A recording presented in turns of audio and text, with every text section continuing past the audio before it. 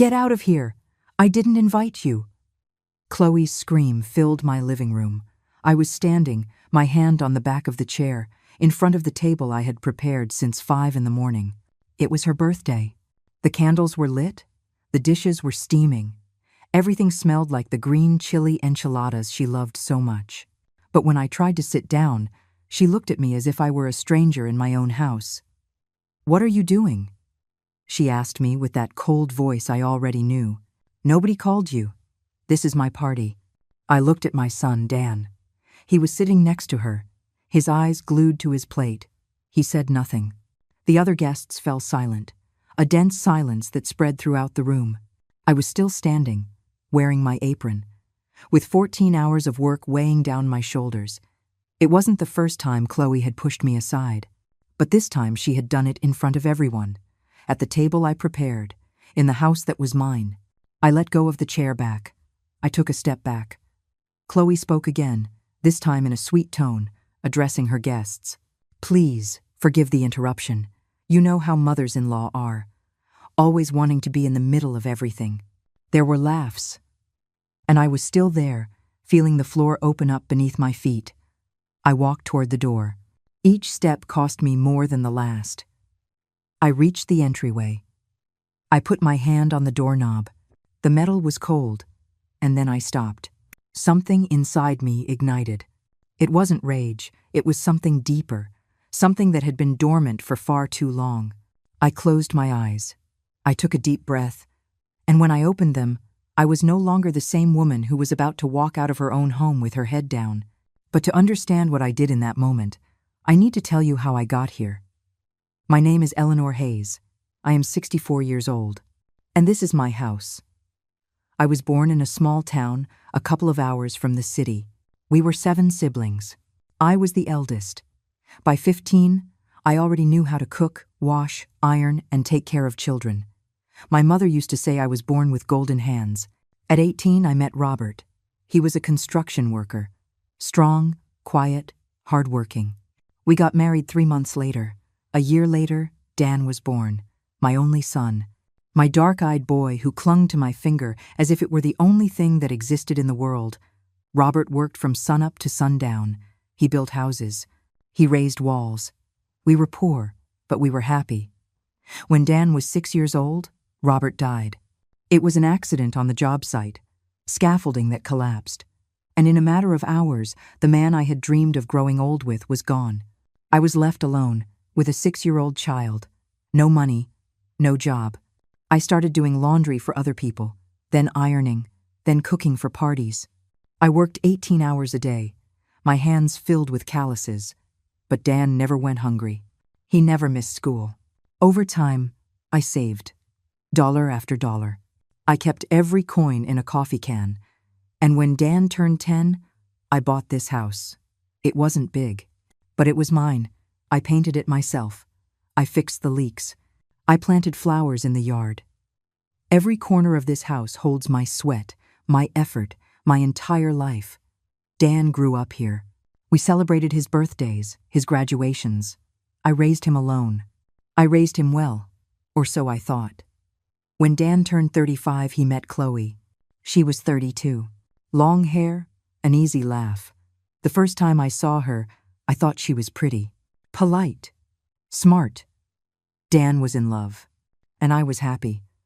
I was happy because my son had found someone, because he wouldn't be alone anymore. They got married 6 months later. It was a simple wedding in the backyard of this house. I cooked for everyone. Chloe hugged me that day and said, "Thank you, Eleanor. You're the best mother-in-law anyone could ask for." And I believed her. At first, everything seemed perfect. Chloe would visit me on Sundays. She brought flowers. She helped me with the food. She asked me how my week had been. Dan seemed happy, happier than I had seen him in years. I thought I would finally have the family I had always dreamed of. Not just my son, but a daughter, too. Someone to talk to. Someone to keep me company when Dan wasn't around. How wrong I was. 6 months after the wedding, Dan came to see me. It was a Tuesday afternoon. I was watering the plants in the garden. "Mom," he said, "I need to talk to you." I dried my hands on my apron and looked at him. He had that expression he used to get as a kid, when he had done something wrong. "What's wrong, honey?" "Chloe and I are looking for an apartment," he said.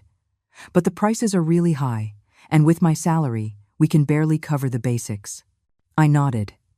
I knew life was hard. Everything was more expensive. Rent, food, utilities. "And?" I asked. "We were thinking maybe we could stay here with you, just for a little while, until we can save up for a deposit on our own place." I stayed quiet, looking at my son, the boy I had raised alone, the man who was now asking me for help. How could I say no? "Of course," I said. "This is your house, Dan. It always will be." Chloe arrived 2 days later with 3 suitcases. Dan brought 4 boxes. They told me it would only be for 3 months. 6 at the most. I gave them my bedroom, the biggest one, the one with the private bathroom. I moved into the small room, the one I used to use for storage. "It's temporary," I told myself as I arranged my things in the new space. "It's just a few months." But the months passed, and they were still there. At first, Chloe was kind. She helped with the dishes. She asked if I needed anything from the store. She even cooked every once in a while. But little by little, things started to change. First, it was small, subtle comments. "Eleanor, do you always leave the pots there? They're just kind of in the way. Don't you think it would be better if we put the table on the other side? It would look more modern." "Oh, that tablecloth is so old, isn't it? I have a new one I brought. We could use that." I nodded. I moved the pots. I changed the table's position. I put away my tablecloth. Then came the bigger changes. One day I came home from grocery shopping and found that Chloe had rearranged all the furniture in the living room. The wooden rocking chair that Robert had given me when Dan was born was gone. "Where's my rocking chair?" I asked. "Oh, that old thing," Chloe said without looking up from her phone. "I put it in the garage. It didn't match anything. I bought a new sofa. Much nicer. You'll see." I felt a knot in my throat, but I said nothing. Robert's rocking chair ended up covered in dust in the garage. Next was the kitchen. Chloe said it needed an update. That the tiles were ugly. That the sink was too scratched. Dan hired a contractor. They changed everything. They put in gray subway tiles, a stainless steel sink, white cabinets. I didn't recognize my own kitchen. "It looks amazing, right?" Chloe said to me. "Now it actually makes you want to cook in here." But she never cooked. I was still the one who made breakfast, lunch, and dinner. The one who washed the dishes, the one who cleaned. The months turned into a year, and they still weren't looking for an apartment. One day I dared to ask, "Dan, have you seen any places?" My son looked at me, uncomfortable. "Mom, it's tough out there. Prices keep going up. Besides, Chloe says we're fine here. Why waste money on rent when we can save?" Save. That was the word they used. But I didn't see them saving anything. Chloe bought new clothes every week. Dan traded in his car. They went out to dinner on weekends. Meanwhile, I kept working. I washed their clothes. I cooked for them. I cleaned up their messes. And little by little, I became invisible in my own house. They no longer asked me if I wanted to watch a certain show on television. They just put it on. They no longer told me if they were going to be late. They just didn't show up. They no longer included me in their plans. I was the one who opened the door when they arrived. The one who heated up their food. The one who stayed up waiting. But nobody saw me. One day, Chloe invited her friends over. They were 4 women I didn't know. They arrived laughing, with bottles of wine, with loud music. I was in the kitchen preparing dinner when one of them walked in. "Are you Dan's mom?" she asked me. "Yes," I replied. "Oh, that's great that Chloe has you here to help her with the house," she said. "She's so lucky." I stayed quiet, watching her get water from the refrigerator and go back into the living room. Me? Helping her? This was my house. My house. But nobody remembered that anymore. I couldn't sleep that night. I lay in my bed, staring at the ceiling, listening to the laughter coming from the living room. From my living room. Laughter from women I didn't know, drinking wine from glasses I had washed that morning, sitting on furniture I hadn't chosen. I got up at 3 in the morning. I went to the kitchen. The empty bottles were on the table. Dirty plates were piled in the sink. Bread crumbs all over the floor. Wine stains on the new tablecloth Chloe had bought. I started cleaning. In silence. In the dark. Like always. When I finished, it was already 5. I made myself a coffee and sat by the window. Outside, the sun was starting to rise. The first light of day filtered through the curtains Chloe had changed last month. Gray curtains that made everything look darker. I drank my coffee slowly, looking at the garden I had planted myself. The roses that grew by the fence. The lemon tree I had planted when Dan was little. Those trees knew me. Those flowers knew who had cared for them all these years. But inside the house, I was a stranger. Chloe woke up around noon. She came into the kitchen in her pajamas, her hair a mess, yawning. "Did you make coffee?" she asked me. "Yes. It's in the pot." She poured herself a cup, sat at the table, checked her phone. "Did you clean up everything from last night?" she asked without looking up. "Yes." "Great. My friends left a horrible mess." She took a sip of coffee. "Hey, Eleanor, I'm going out today with some colleagues from work. We're going shopping. I'll be back tonight. Leave some dinner for Dan, okay? Don't let him go hungry." She didn't ask if I had plans. She didn't ask if I needed anything. She just gave me orders. In my own house. "Okay," I said. Chloe finished her coffee, got up, and left. She didn't even put the cup in the sink. She left it there, on the table, with the coffee ring staining the wood. I washed the cup. Like always, Dan got home from work at 7. He looked tired. He took off his shoes at the entrance and collapsed on the sofa. "What's for dinner, Mom?" he asked. "Chicken mole. Your favorite." "Perfect. I'm starving." I served them. He ate 2 plates. He didn't ask about Chloe. He didn't ask how my day had been. He just ate, watched television, and went to sleep. I stayed in the kitchen, washing dishes, cleaning the stove, putting away the leftovers. When I finished, it was almost 10 o'clock at night. I went to my room. The small room, the one that used to be a storage closet. The walls still had marks from where the shelves used to be. The window was tiny. Hardly any light came in. I sat on the bed. I looked around. All my things were crammed into that space. My clothes in a tiny closet. My photos in a box because there was nowhere to hang them. My rocking chair in the garage. My kitchen renovated without asking me. My living room full of furniture I hadn't chosen. What was left of my house for me? I lay down. I closed my eyes, but I couldn't sleep. The months kept passing. And with every month, I became smaller. Chloe started inviting more people over. Her friends, her co-workers, distant cousins. People I didn't know walked in and out of my house like it was a hotel. One Saturday, her brother arrived with his wife and their 2 kids. Little kids who ran all over the house, screaming, throwing things. They broke a vase that had belonged to my mother. One of those antique, hand-painted ceramic vases. "They're just kids," Chloe told me when I showed her the pieces. "They didn't do it on purpose. Don't be so dramatic." I gathered the pieces. I put them in a bag. I threw them in the trash. And I said nothing more. Every time I complained, Dan told me the same thing. "Mom, don't exaggerate. Chloe is just trying to make the house look better. Mom, understand.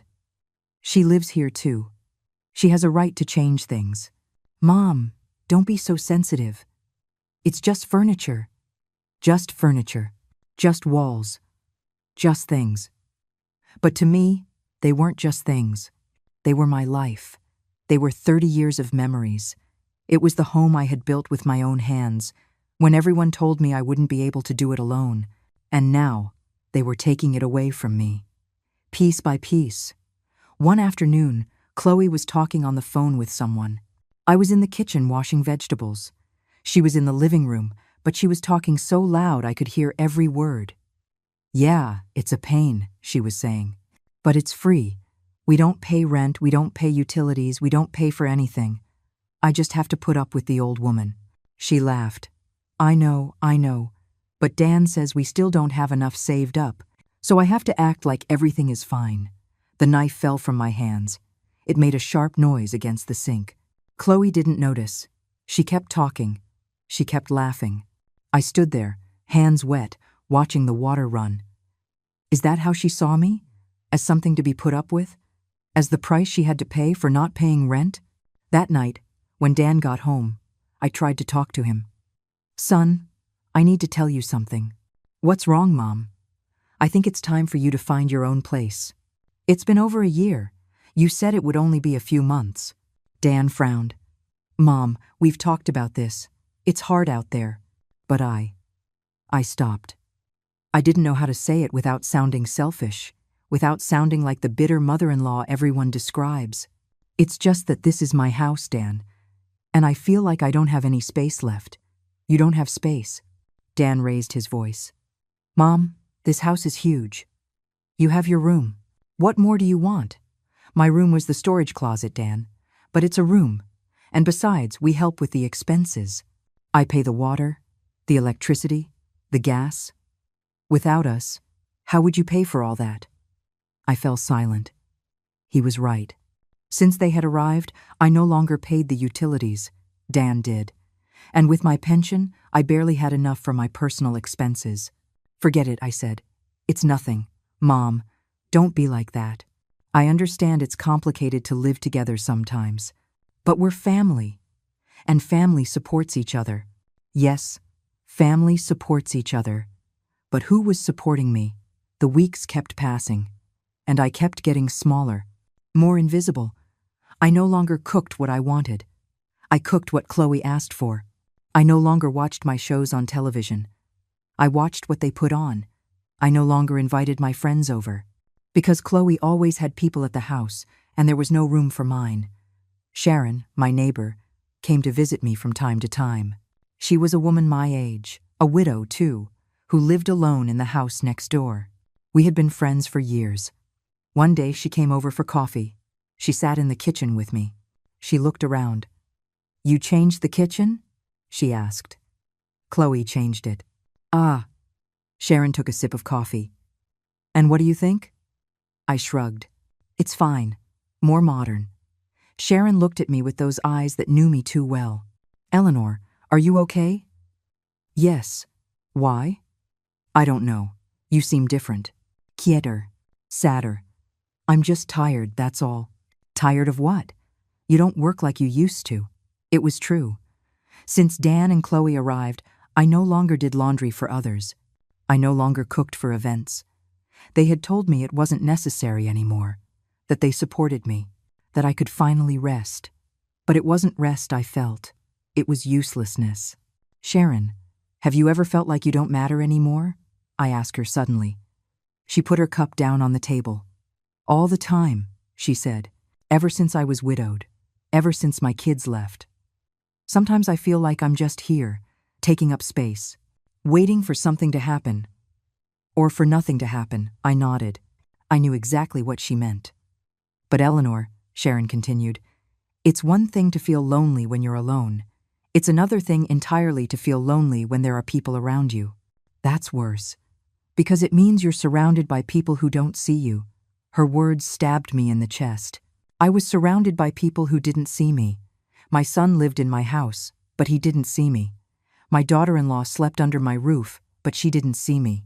I was there, cooking, cleaning, existing, but nobody saw me. So what do I do? I asked Sharon. She sighed. I don't know, my friend. I wish I did. That night, Chloe announced she was going to host a dinner. A big dinner. For her birthday. I'm going to invite my whole family, she said excitedly. My parents, my siblings, my cousins, and my friends from work too. It's going to be an incredible party. How many people? I asked. Like 20 people, maybe 25. 25 people, in my house. And who is going to cook? I asked, even though I already knew the answer. Oh, Eleanor, you cook deliciously. Would you do me the favor? I know it's a lot of work, but nobody makes green chili enchiladas like you. She smiled at me, that sweet smile she used when she wanted something. Please. It's my birthday. I agreed. Of course I agreed. Because that's what I did. Say yes. With pleasure. Make everyone happy, even if I was left exhausted. Chloe gave me a list. A long list of everything she wanted for her birthday. Green chili enchiladas, Spanish rice, charro beans, fresh guacamole, pico de gallo, 3 different types of salsa, homemade tortillas, and a tres leches cake that, according to her, I made better than any bakery. Do you have money for all this? I asked her. Oh, Eleanor, you know Dan and I are saving. Could you pay for the food? We'll pay you back later. We'll pay you back later. Those 4 words that never came true. I took money out of my pension. $200. It was almost all I had left for the month. But it was my daughter-in-law's birthday, and I wanted it to be special. I still had that foolish hope that if I was kind, if I gave more, if I tried harder, she would start to see me, to respect me, to like me a little. I went to the market alone. I bought everything on the list. The reddest tomatoes, the freshest chiles, the most tender chicken, the perfect avocados. I carried the bags back home. My arms hurt. My back hurt. But it didn't matter. I got home and started preparing everything. It was 3 in the afternoon the day before the party. Chloe was in the living room, watching television, with freshly painted nails. Do you need help? She asked without looking up from the screen. No, don't worry.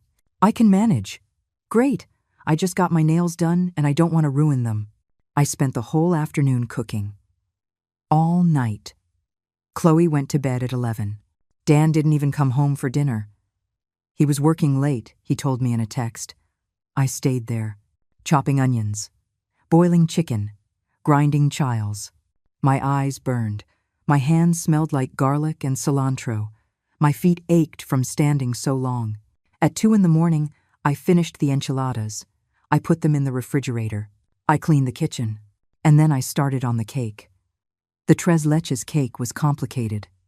You had to bake the sponge cake, prepare the milk mixture, let it soak well, make the meringue. It was a long process, but I had done it 1,000 times, for Dan's birthday, when he was little, for family parties, for every special occasion. I put the sponge cake in the oven. I sat at the kitchen table. I waited. The clock said 3 in the morning. The house was silent. The only sounds were the hum of the refrigerator and the tick-tock of the wall clock. That clock I had bought at the market when I moved into this house. That clock that had watched Dan grow up, that had marked every moment of my life here. I poured myself a glass of water. I looked around. The kitchen no longer looked like mine. The gray tiles, the white cabinets, so cold, so impersonal. This kitchen used to be yellow, a soft yellow, like the morning Sunday. Robert had painted it when we moved in. He said he wanted me to cook in a cheerful place, a place full of light. Now everything was gray. The oven timer went off. I took out the sponge cake. I let it cool. I prepared the milk mixture. I poured it all over the cake. I put it in the refrigerator. It was 4:30 in the morning. I went up to my room. I lay down with my clothes on. I closed my eyes. But I couldn't sleep. My mind was racing, thinking about everything I still had to do. The rice, the beans, the tortillas, the guacamole. At 5, I got up. I changed my clothes. I went back to the kitchen. I started the rice. Then the beans.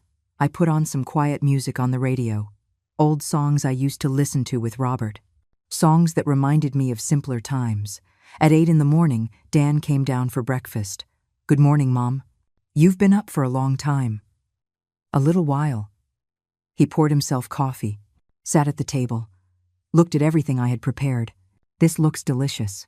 Chloe is going to be so happy. I hope so. Mom, thanks for doing all this. I know it's a lot of work. I nodded.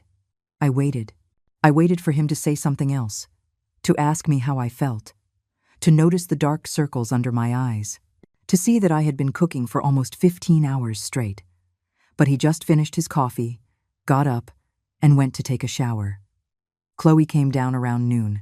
She was all dressed up, hair down, wearing makeup. Is everything ready? She asked. The guacamole and tortillas are still left. But the rest is done. Perfect. The guests arrive at 6. I want everything on the table at 6:30. Okay. Oh, and Eleanor, one more thing. She got closer and lowered her voice, even though no one else was in the kitchen. When my parents get here, could you not be wandering around the living room? It's just that I like to greet my guests in peace, without interruptions. I just stared at her, without interruptions, as if I were an interruption in my own house. Where do you want me to be? I asked. I don't know. In your room. Or here in the kitchen. But only come out when I call you to serve the food, okay? I didn't say anything. I just nodded. Chloe smiled. Thanks, Eleanor. I knew you'd understand. She went to the living room. I heard her talking on the phone, laughing, excited about her party. I stayed in the kitchen, making guacamole, mashing avocados, chopping cilantro, squeezing limes. At 5 in the afternoon, I started on the tortillas. I made them by hand, one by one, the dough between my fingers, the hot griddle, the smell of corn filling the kitchen. I made 40 tortillas. My hands were tired. My fingers ached, but I kept going, because everything had to be perfect. At 6 o'clock, the guests started to arrive. I heard the voices from the kitchen, laughter, greetings, the sound of the door opening and closing. Chloe greeted everyone. I could hear her voice, happy, grateful. So glad you came. Come in, come in. This is my house.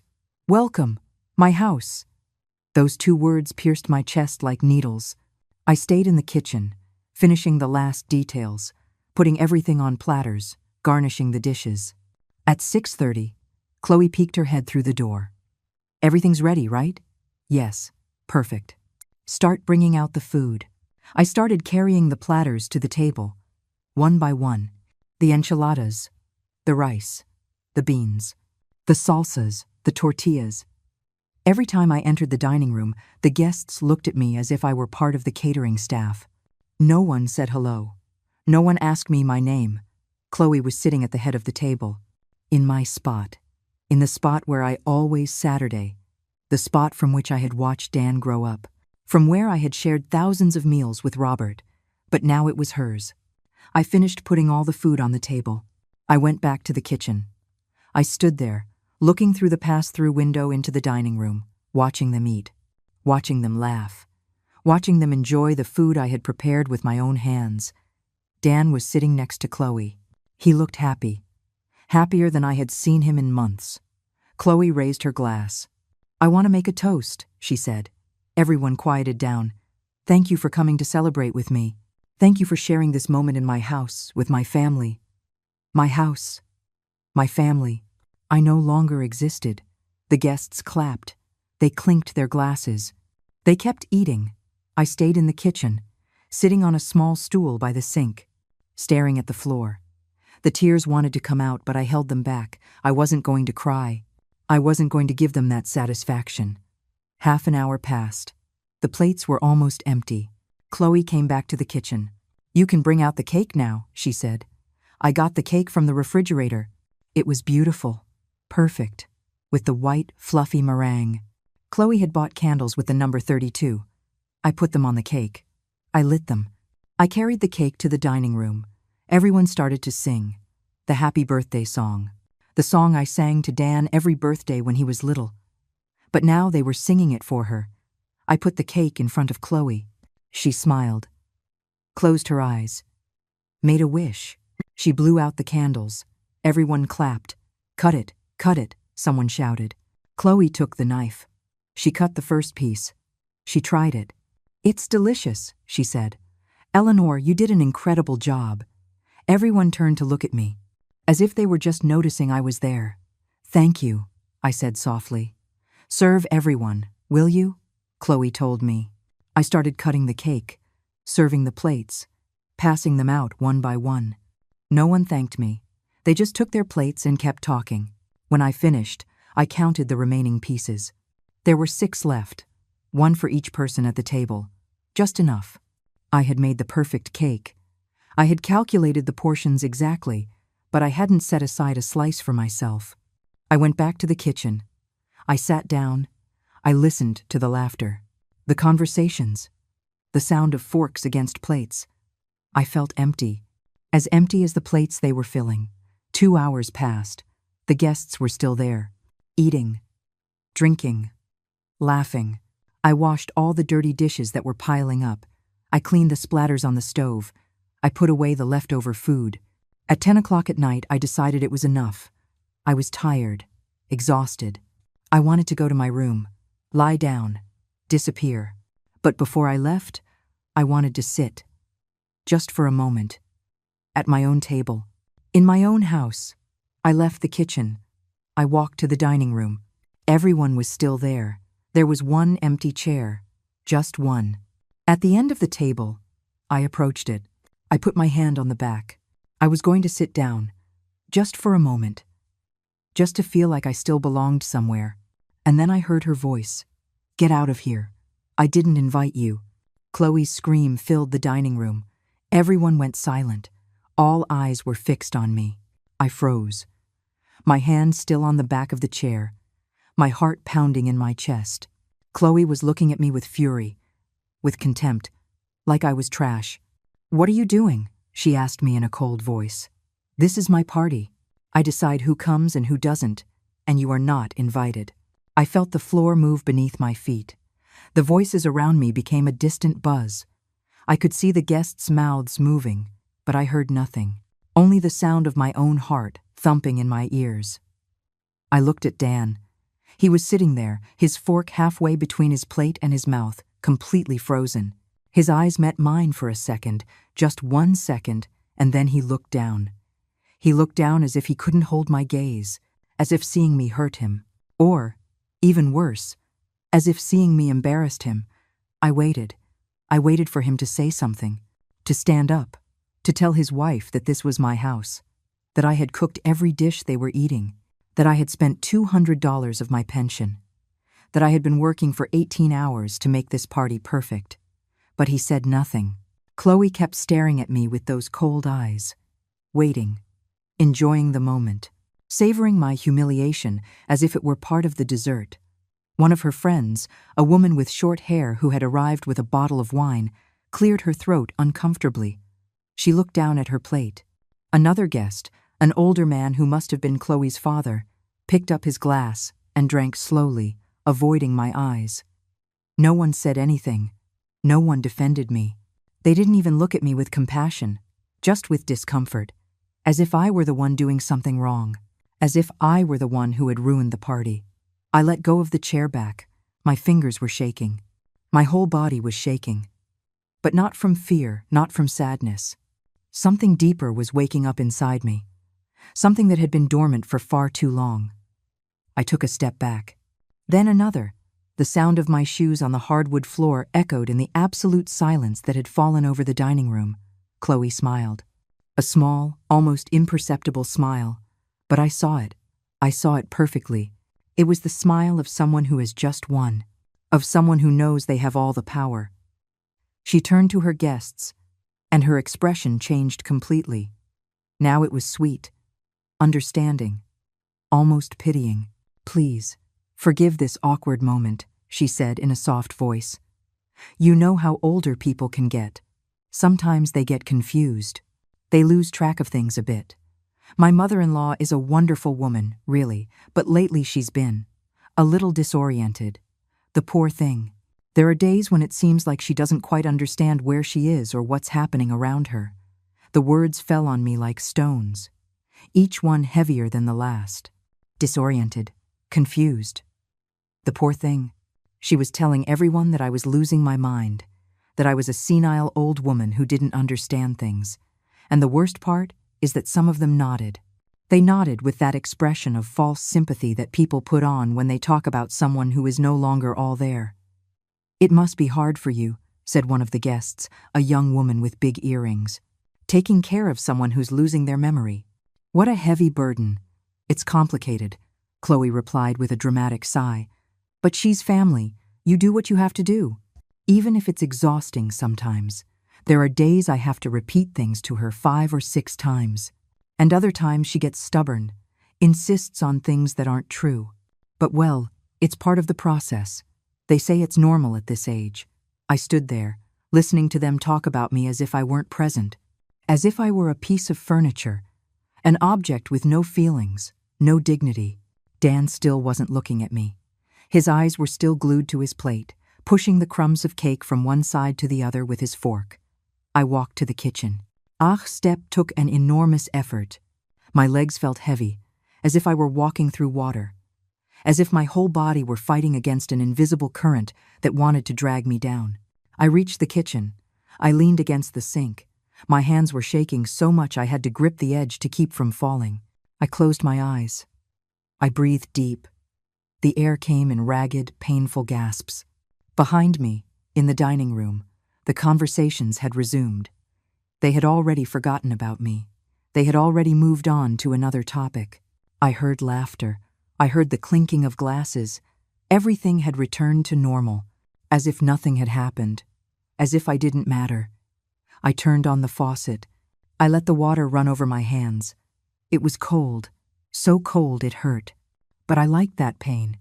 It made me feel like I was still alive, like I could still feel something. I looked out the window. It was dark outside. The lights in Sharon's house were on. I could see her silhouette moving behind the curtains. She was probably getting ready for bed. Alone in her house, with no one to humiliate her, with no one to make her feel worthless. For the first time in a long time, I envied her loneliness. I turned off the faucet. I dried my hands on my apron, the same apron I had worn all night. It was stained with sauce, with flour, with everything I had cooked for this party that wasn't even mine. I heard footsteps behind me. I didn't have to turn around to know who it was. I knew those steps. I had heard them all my life. "Mom," Dan said in a low voice. I didn't answer. I kept looking out the window, looking at the lights of Sharon's house, wishing I were anywhere but here. "Mom, don't be like this," he continued. His voice sounded tired, annoyed, as if I were the one causing problems. "Chloe didn't mean to offend you. It's just, this is her party, her birthday. She has the right to decide who sits at the table." I turned around slowly. I looked at him, at my son, the child I had carried in my arms, the child I had raised alone after his father died, the child I had worked 18 hours a day for, the child I had given up everything for. "Her party?" I asked. My voice came out stronger than I expected. "In my house," Dan sighed. He ran his hand through his hair, that gesture he made when he was frustrated. "Mom, we've talked about this. This house belongs to everyone now. We live here. We pay the utilities. You can't keep acting like it's only yours. Things have changed. You have to accept it. You have to adapt to the new family dynamic. Chloe and I are a marriage. We are a unit. And when she makes a decision about the house, about gatherings, about anything, I support her. That's how relationships work. That's how marriage works." Every word was a blow, but they didn't hurt me like they used to. Something inside me had hardened. Something had broken in a way that could no longer be fixed. "I cooked everything," I said. "I spent $200 of my pension. I stayed up all night. I worked 18 hours to make this party perfect, and I couldn't even sit at the table. I couldn't even eat a piece of the cake I made. And you're telling me I have to accept it? That I have to adapt?" Dan avoided my gaze. "Nobody asked you to spend so much. Nobody asked you to cook all that. You decided to do it. And now you can't use that as an excuse to make Chloe feel bad on her own birthday. She has guests. She has the right to enjoy her day without you making her feel guilty for not including you in everything." I just stared at him, searching his eyes for something of the boy he had been, the boy who hugged me when he had nightmares, the boy who told me I was the best mom in the world, the boy who promised he would always take care of me. But that boy wasn't there anymore. "Go," I told him. "Go back to your party." "Mom, don't be like this. Don't be so dramatic. This isn't as big a deal as you're making it. Tomorrow this will all be forgotten. You'll see. You just need to calm down a bit. Maybe you should go to your room. Rest. You've worked a lot today. You're tired. And when you're tired, everything seems worse than it really is." I didn't say anything else. I just looked at him until he turned and left the kitchen. I was left alone, surrounded by the mess of the party. The dirty dishes piled in the sink, the empty pots on the stove, the crumbs on the floor, the stains on the tablecloth. All the work of 18 hours reduced to garbage that I would have to clean up tomorrow. I looked at the clock. It was 10:30 at night. The laughter from the dining room continued. The party went on. And I was here, in my own kitchen, feeling like a stranger. I took my favorite mug from the shelf. The blue mug, with white flowers that Robert had given me on our first anniversary. It was the only thing Chloe hadn't thrown out, probably because she had never seen it. I hid it in the back of the cabinet. I poured myself some water. I sat on the stool by the window, and for the first time all night, I cried. I cried in silence. No sobs, no noise.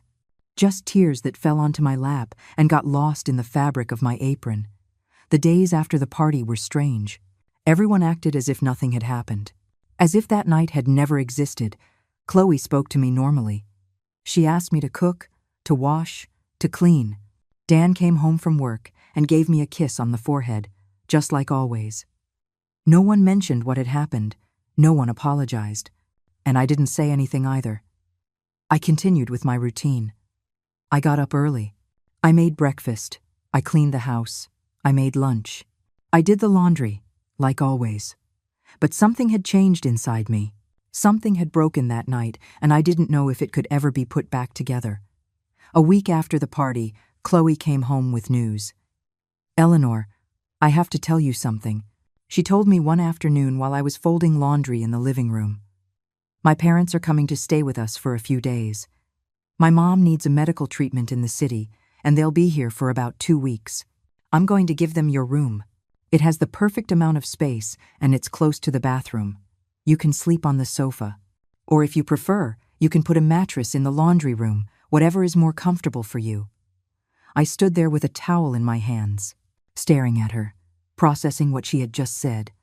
My room, the only space I had left in this house. The only place where I could close the door and be alone.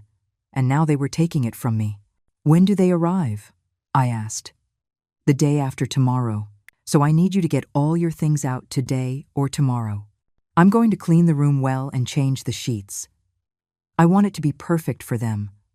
My mom is very particular about those things. You know how moms are. They always want everything to be spotless." Yes, I knew how moms are, because I was one, but no one seemed to remember that. That afternoon I went up to my room. I looked around.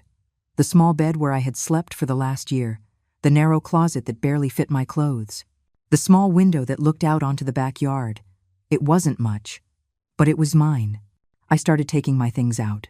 The clothes, the shoes, the few photos I had in a box, the rosary that had belonged to my mother, the old books I liked to read at night. I piled everything in the laundry room, an even smaller space that smelled like detergent and dampness. There, between the washing machine and the brooms, I put an old mattress I found in the garage. This was going to be my new room. Chloe's parents arrived 2 days later. They were older people, like me. Mr. Arthur was 70 years old. Mrs. Helen was 68. They arrived with 4 large suitcases and many bags. Chloe received them with hugs and kisses.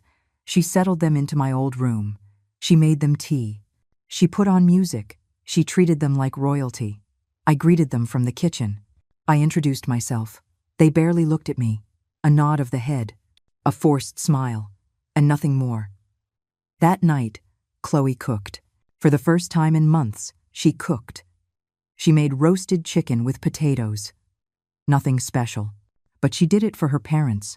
She set the table nicely. She took out the good plates. She lit candles. I was in the kitchen washing some dishes when I heard them start to eat dinner. I waited for them to call me. I waited for them to say something, but no one did. I peeked into the dining room. The 4 of them were sitting there, Dan, Chloe, and her parents, eating, talking, laughing. There was no place for me at the table. I went back to the kitchen. I got a plate. I served myself what was left in the pot. I sat on the stool by the window.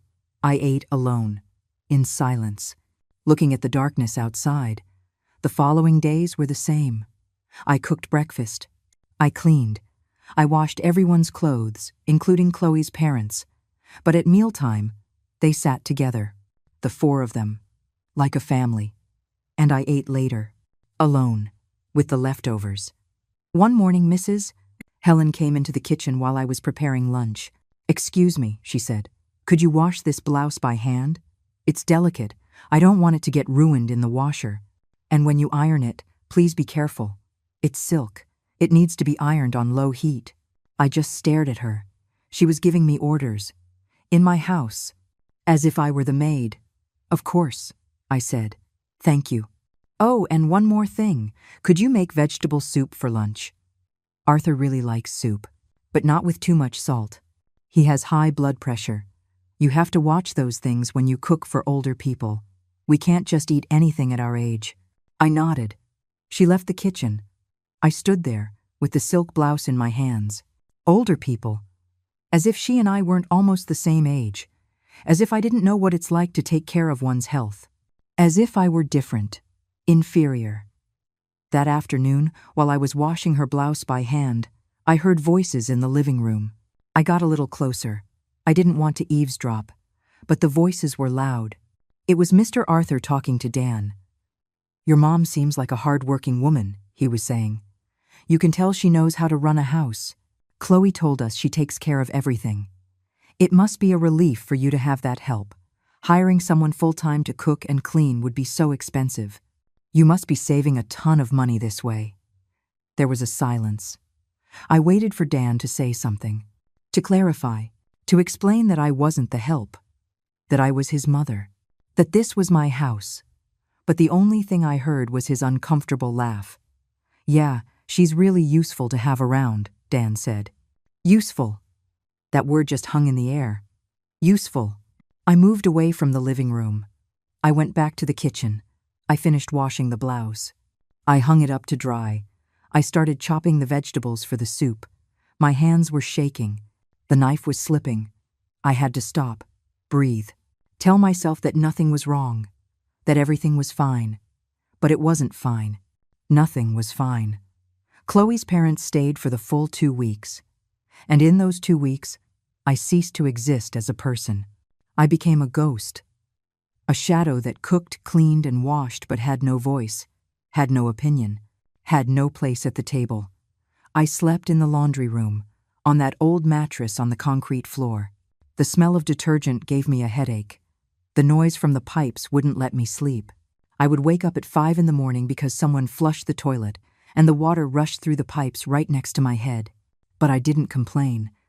Because if I complained, if I said anything, they would surely tell me I was being dramatic, that I was exaggerating, that I was playing the victim. One night, I couldn't sleep. It was 2 in the morning. The mattress was uncomfortable. The room was cold.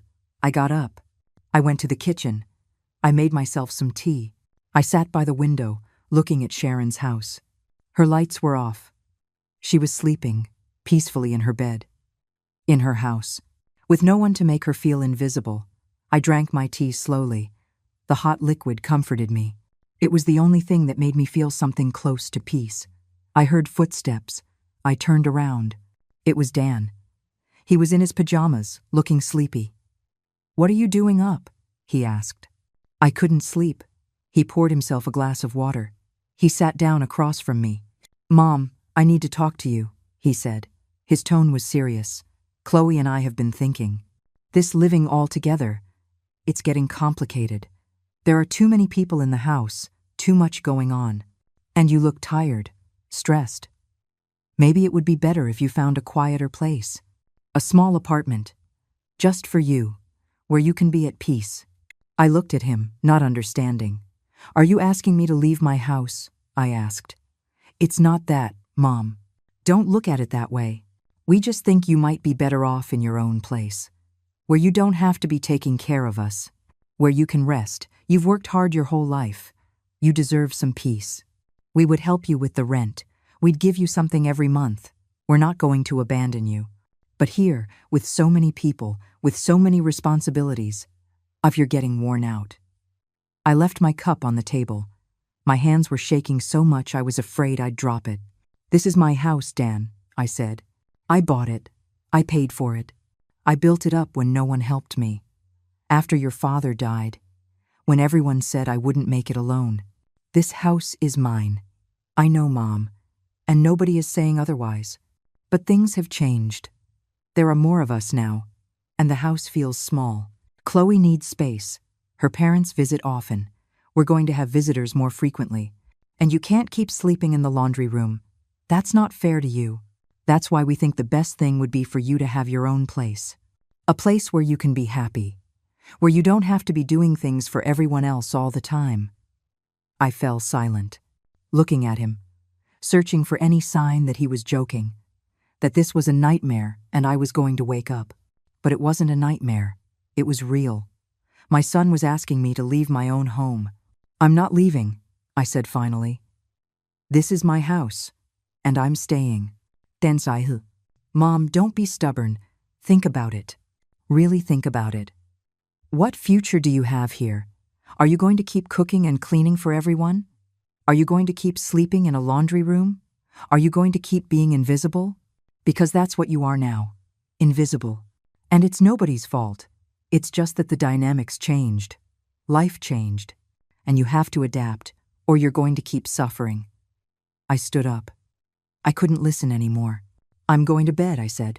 Mom, please, just think about it. I didn't answer. I walked to the laundry room. I closed the door.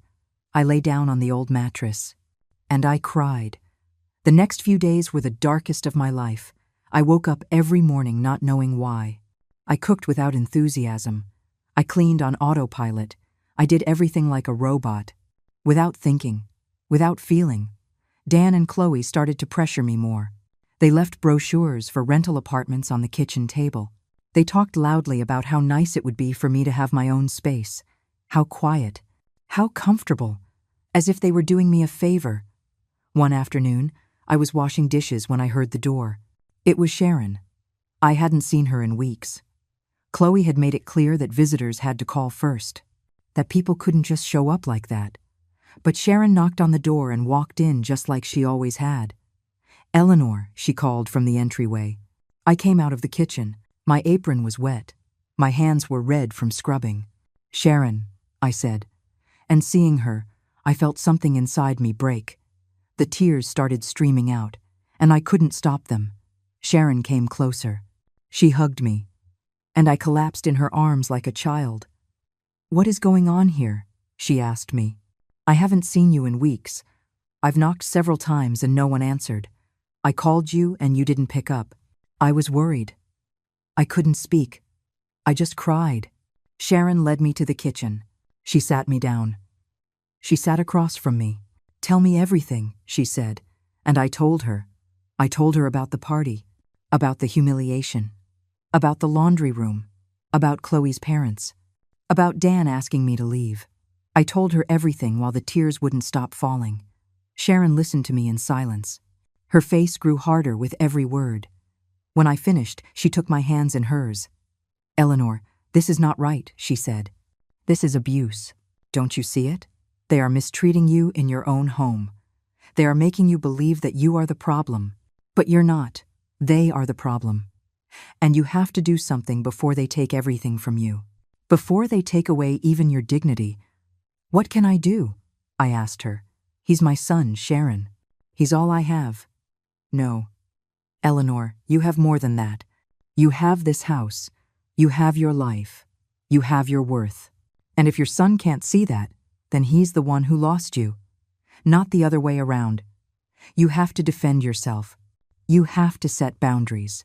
Because if you don't, they are going to keep walking all over you until there's nothing left of you.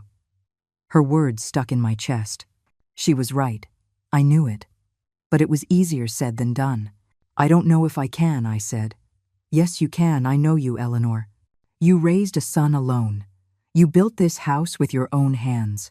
You survived things that would have broken anyone. You have strength. You've just forgotten it. But it's still there. Inside. Waiting for you to bring it out. I just looked at her. Her eyes were full of conviction. Of certainty, as if she could see something in me that I no longer saw. What if I end up alone? I asked. What if Dan leaves and never comes back? Then you end up alone, Sharon said. But alone with dignity is better than accompanied by humiliation. Trust me, I know. I'm alone. And there are hard days. There are days when I miss having someone, but I have never been treated like trash in my own house.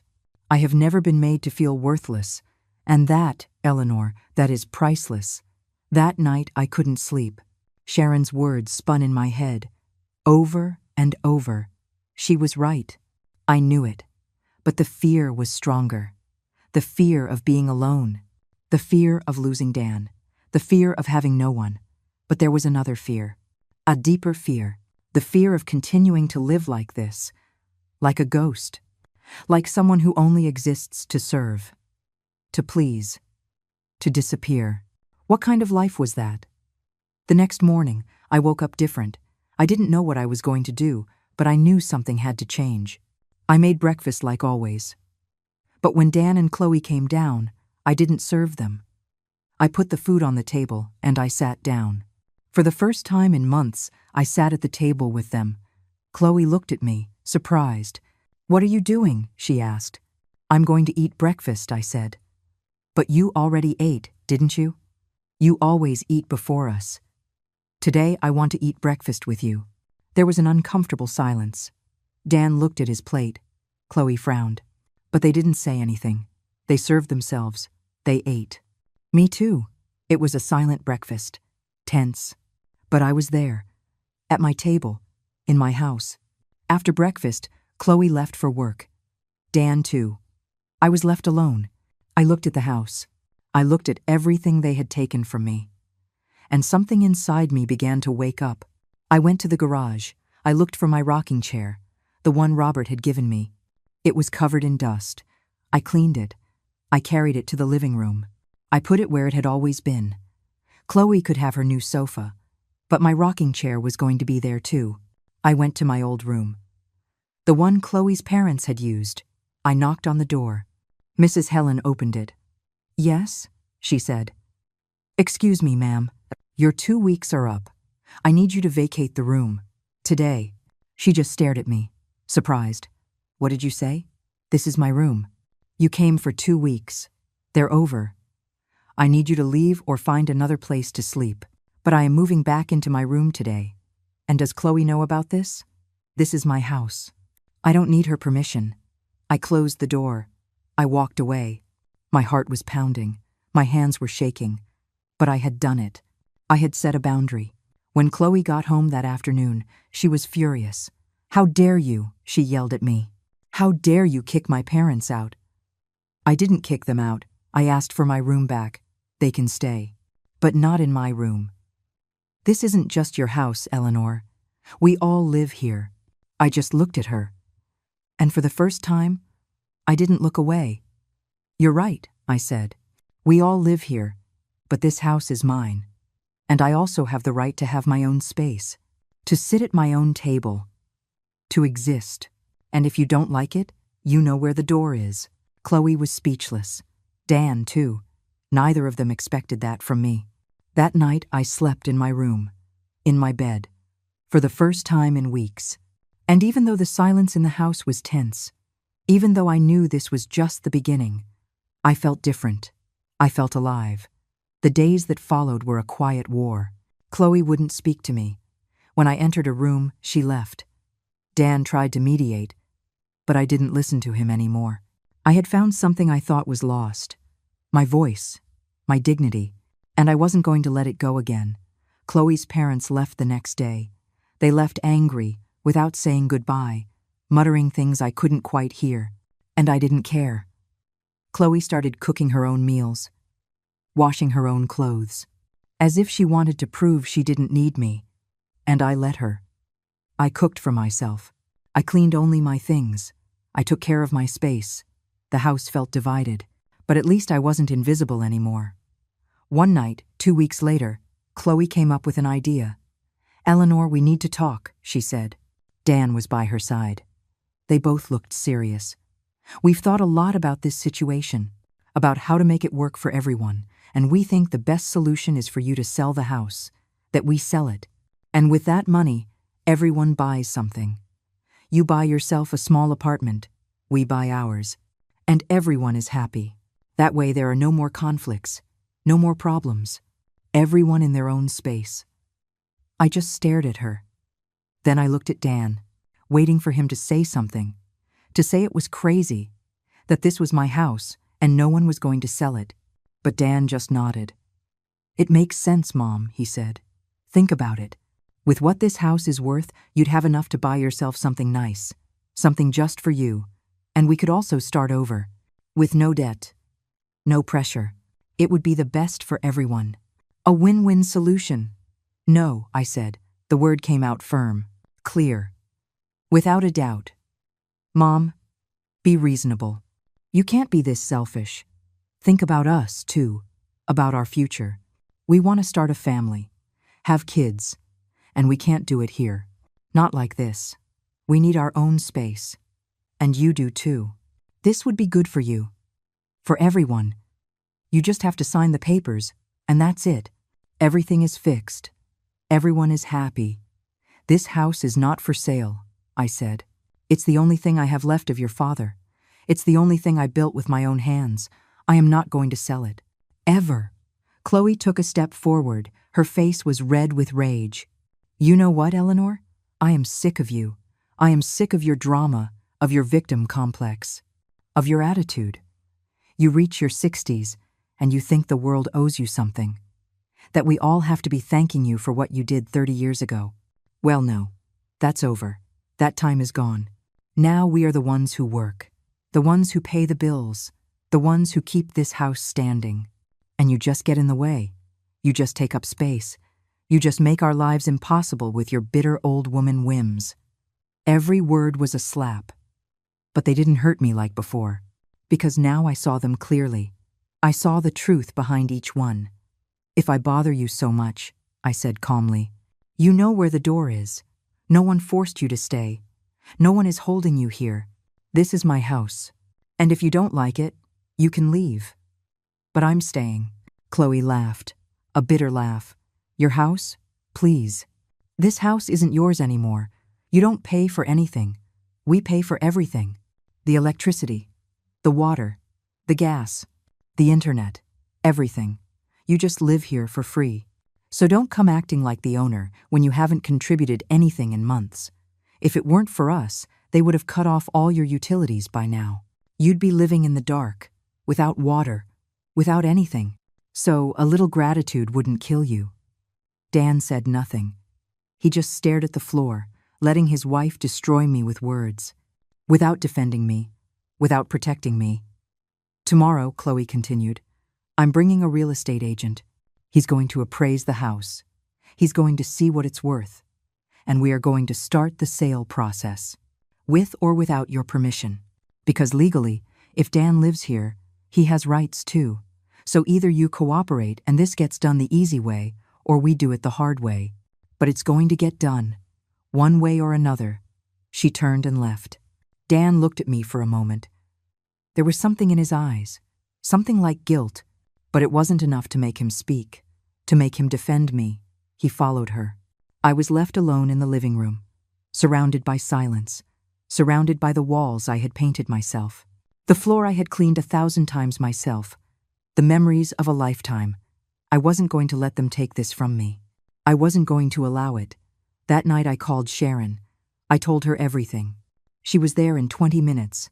"Eleanor, you have to act now," she said, "before it's too late. You need to talk to a lawyer. You need to protect your house. This house is in your name, right?" "Yes, only in my name." "Then they can't sell it without your consent. It doesn't matter what they say.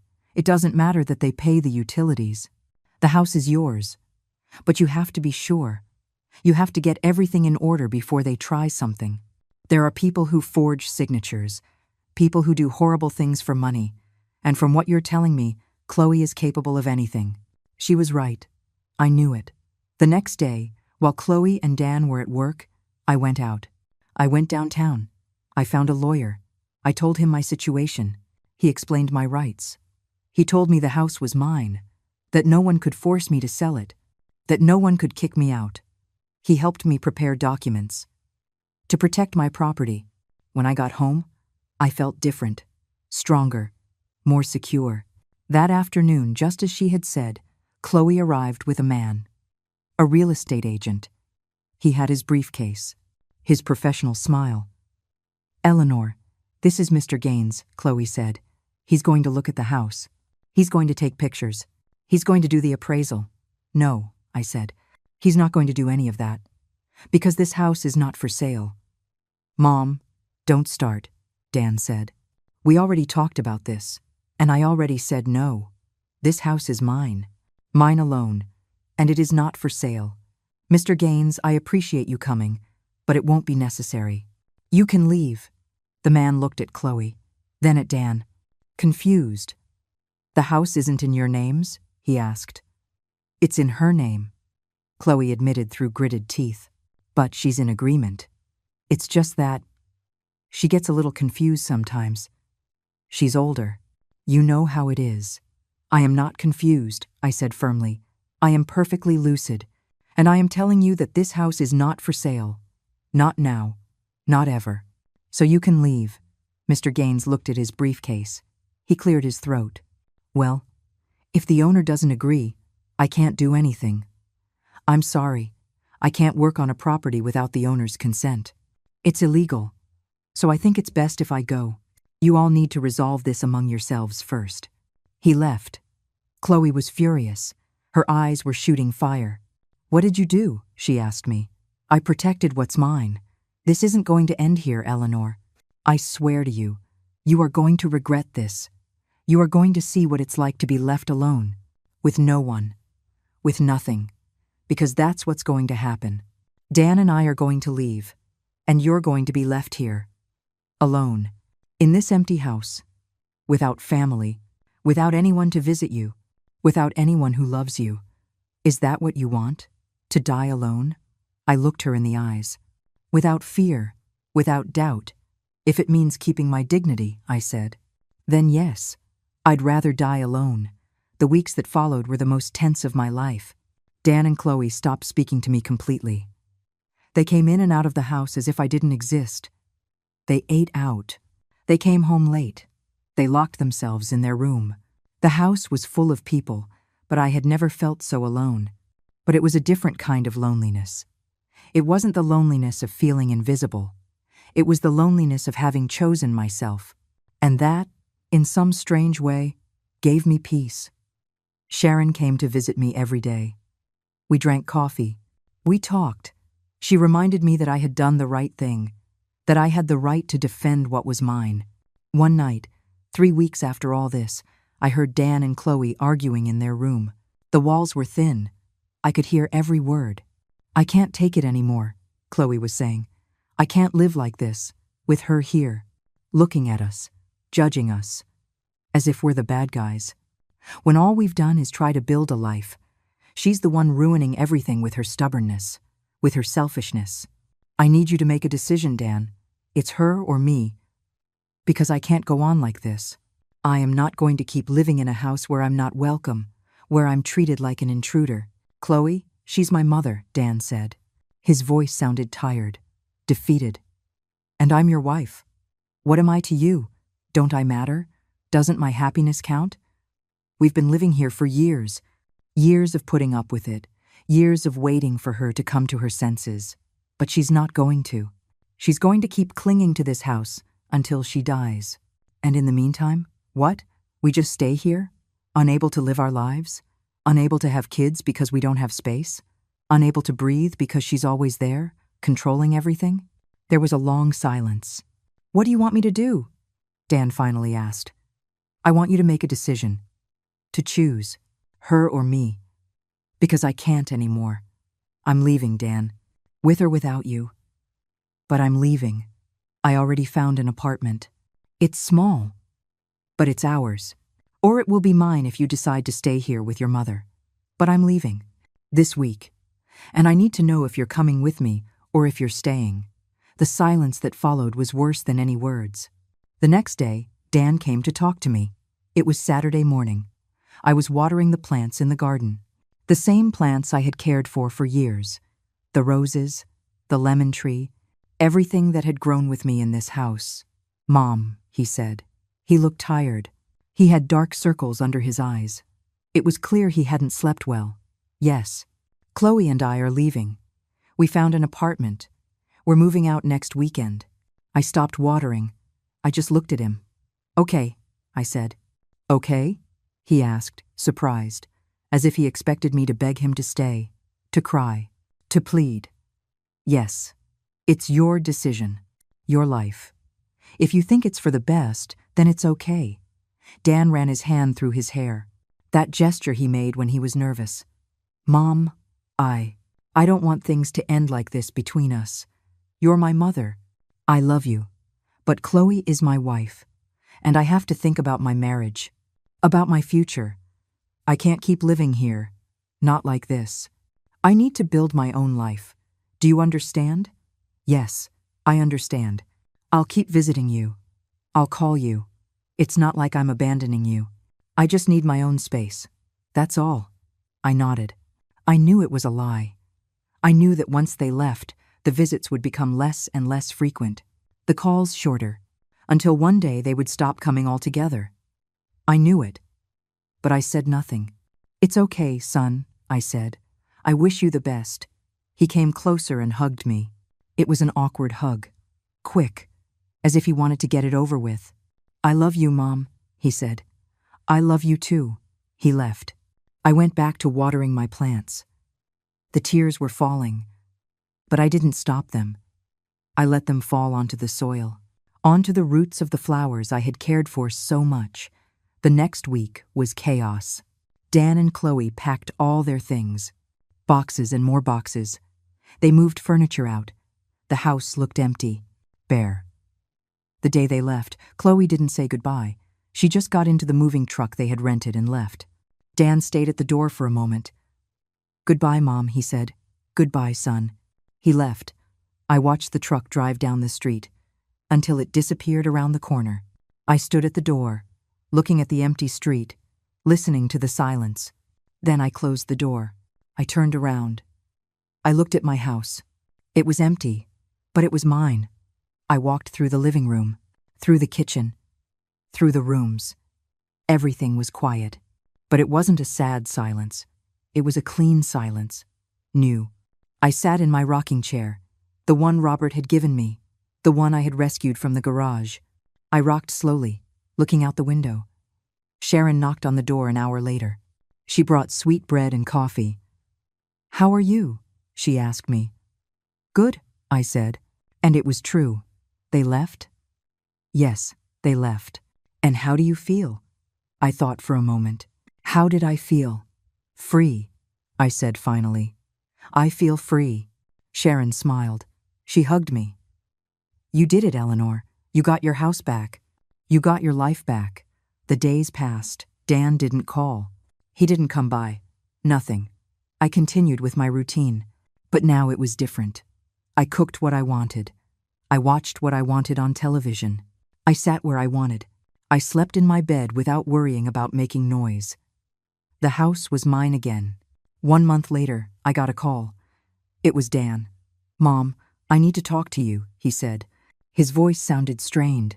What's wrong? Chloe is pregnant. We're going to have a baby. And, well, the apartment where we are is very expensive. The rent is sky high, and with the baby on the way, we need to save. So we were thinking. We thought that maybe we could come back, just for a little while, until the baby is born and we save a little more money. What do you say? I stayed quiet, looking out the window, looking at my garden, my house, my peace. No, I said. What?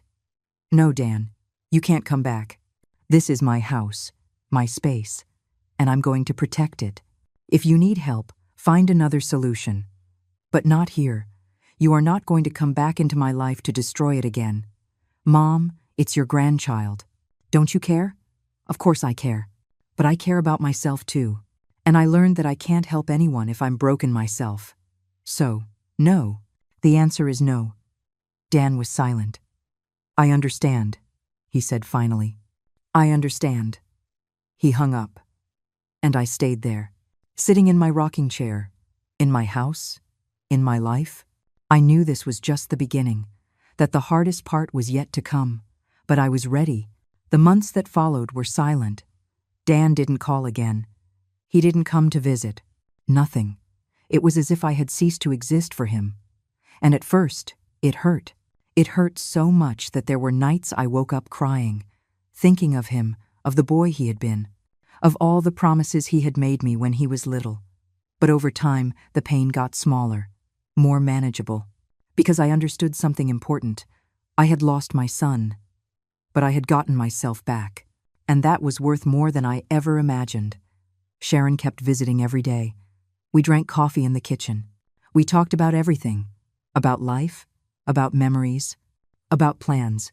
She helped me paint the kitchen. This time, I chose the color, a soft yellow, like it was before, like the one Robert had put up when we moved in. Little by little, the house felt like mine again. I reclaimed my rocking chair. I put my photos on the walls. I took out my mother's embroidered tablecloth and used it every Sunday. I planted new flowers in the garden. I cooked my favorite recipes. I watched my shows. I read my books. I lived. One afternoon, 6 months after Dan left, I heard a knock on the door. It was a timid sound. Unsure. I opened it. It was Dan. But he wasn't alone. He was holding a baby in his arms, a tiny little girl wrapped in a pink blanket. "Hi, Mom," he said. He looked tired, older.